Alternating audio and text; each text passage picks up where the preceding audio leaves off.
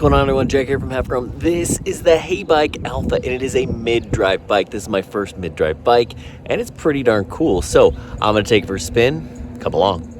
So let's talk a little bit about the Heybike Alpha. First, I want to say this is a really nice bike. It was well put together. It has more of a premium feel than a lot of the bikes that I've ridden. I've been pretty happy with the two different e-bikes that I've ridden from Heybike. Now this one is different because it is a mid-drive bike, and I'll get into some of that later. But I want to start at the beginning, let's unbox it and put it together and kind of that process. And it was pretty seamless. It took me somewhere between 45 minutes and an hour to put together. Now I've put together a bunch of e-bikes, and this thing comes pretty much mostly assembled. You know, you got to put the front wheel on, the handlebars, and the pedals, and then you're pretty much good to go. Some minor adjustments, check the tires, and you can kind of pretty much get this thing up and running. So that was a pretty easy and seamless experience. I typically do it in my garage, but man, it is cold here right now, so I brought this thing into the foyer to build, which I don't typically. But anyway, let's talk a little bit more about the bike itself and the ride, the specs, who I think it's for, and again, let's talk a little bit about that mid-drive. So first, some of the specs, the things that you want to know. All right, so we've got a 500-watt mid-drive motor that's going to provide 105 newton meters of torque. That's going to be pretty solid, good for getting up, inclines and things like that. We have a top speed of 28 miles an hour. Now that is while pedaling. It has 5 levels of pedal assist, and when you're not pedaling, it's limited to 20 miles an hour. Now you're going to have a range of up to 60 miles. Now remember, that just absolutely varies on where you're riding and how you ride and who you are and all sorts of different things. It's a 26 by 4 inch fat tire, so you're going to get, really good traction in a lot of areas. Plus, I'm a big fan of fat tires because I feel, help soften some of the bumps in the road. You do have that front suspension fork as well, so that helps also. So this bike is not small. It is 71 pounds. That's roughly 32.5 kilograms.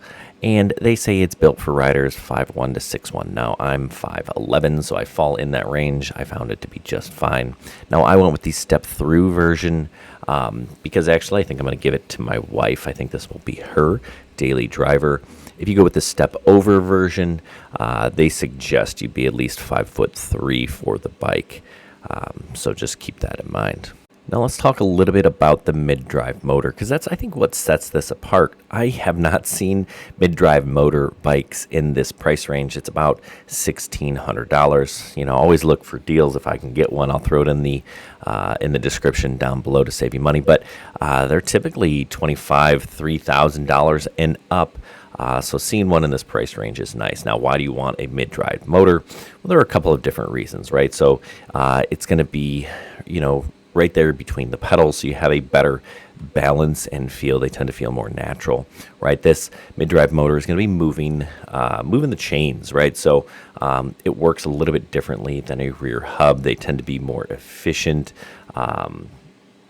They're higher quality, as people say. Now, riding with a mid-drive motor is a little bit different, right?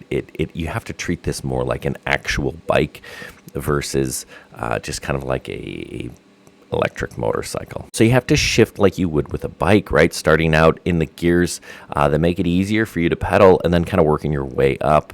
Some people like to just leave their e-bikes in that big gear and just, you get all that torque and power. Now that's not good on an e-bike with a mid-drive motor. So just kind of keep that in mind. Treat this like a bike and you're going to have some real success. You don't want to be shifting while you're engaging the motor, things like that.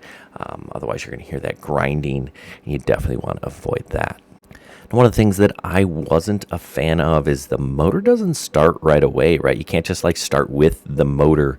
You need to, start pedaling and then it kicks in. That's to kind of protect some of the parts, I guess, because it is so powerful with all that torque.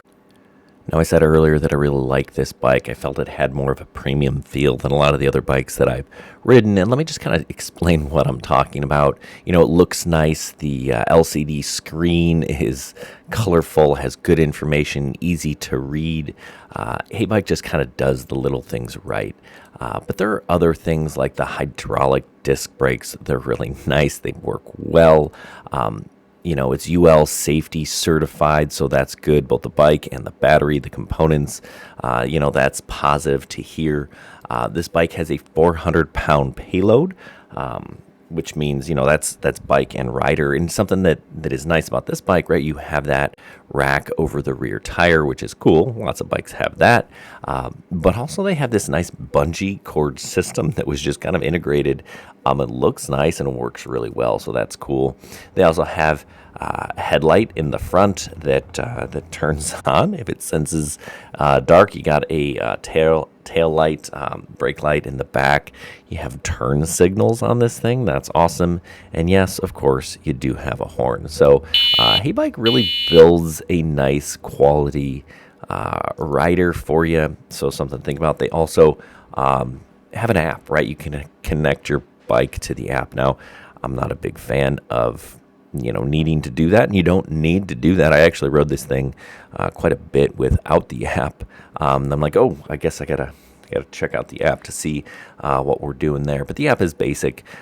You can, you know, choose. You want your pedal assist to be 3 spots. Do you want to start at 0? Do you want it to start at 1? Do you want it to be 5? You can kind of track your rides. You can find your bike. I believe there's some security features in there. So it does quite a bit for you if you're into that sort of thing. So, you know, you can go ahead and check that out. Lose your bike, forget where you parked, you know, go into the app and find it there. So if you're looking for an e-bike, the Alpha is definitely something that I would consider. Again, check out the step through or step over versions. I personally like the step over. I think it looks nice in that Galaxy Black, but the white one is the one I got. And like I said, this is going to be a gift for my wife. So when we go on rides, she's got a nice solid bike to go with me. Anyway, I hope this was helpful. If you have questions, throw them down below. Did I miss something? Is there something you want to know about this bike? And if you're interested in more bikes, we got them on the channel, plus a handful of other things like drones and cameras and other electronics. Have a great day.